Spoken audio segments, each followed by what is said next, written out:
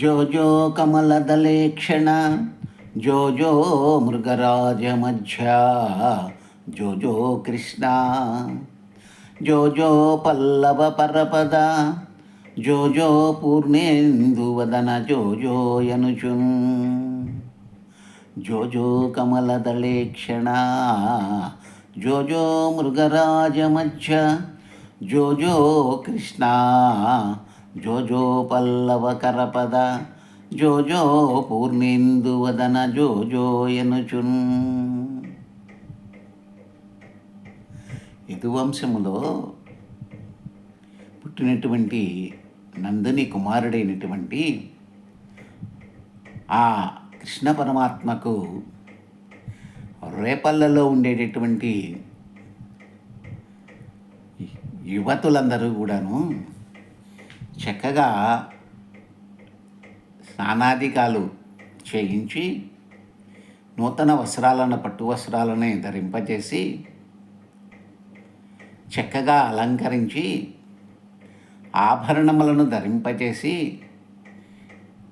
ఆయనకి జోలపాడడం అనేటువంటిది చేశారట.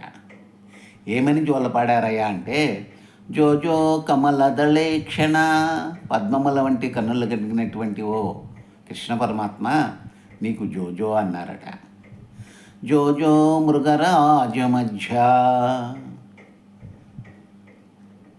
మృగరాజు అంటే సింహము, సింహం యొక్క నడుము సన్నగా ఉంటుందండి. అలాగే కృష్ణ పరమాత్మ యొక్క నడుము కూడా సన్నగానే ఉన్నది. అటువంటి మృగరాజు యొక్క నడుము కలిగినటువంటి ఓ కృష్ణ పరమాత్మ నీకు జోజో పలుకుతున్నామని అంటున్నాడు. జోజో పల్లవ కరపద, పల్లవముల వంటి అంటే చిగురాకుట్ల వంటి చేతులు కలిగినటువంటి ఓ కృష్ణ పరమాత్మ నీకు జోజోనయ్యా అన్నాడట. జోజో పూర్ణేందువదన జోజో యనుచున్, పూర్ణచంద్రుని వంటి ముఖము కలిగినటువంటి ఓ కృష్ణ పరమాత్మ నిన్ను జోకొడుతున్నామయ్యా, హాయిగా నిద్రపోవయ్యా అన్నారట. లోకాలన్నింటినీ కూడా నిద్రపుచ్చేటటువంటి వాడు పరమాత్మ కదండి. ఆ పరమాత్మనే జోలపాడడం అనేటటువంటిది ఆ రేపల్లె వాసులకి ఎంత అదృష్టం కదా, ఎంతో అదృష్టం కదా. ఈ అద్భుతమైనటువంటి పద్యాన్ని పోతన గారు తన భాగవతంలోని రాయడం అనేటటువంటిది చేశాడు. దశమస్కందములో చక్కగా రాయడం అనేటటువంటిది చేశాడు.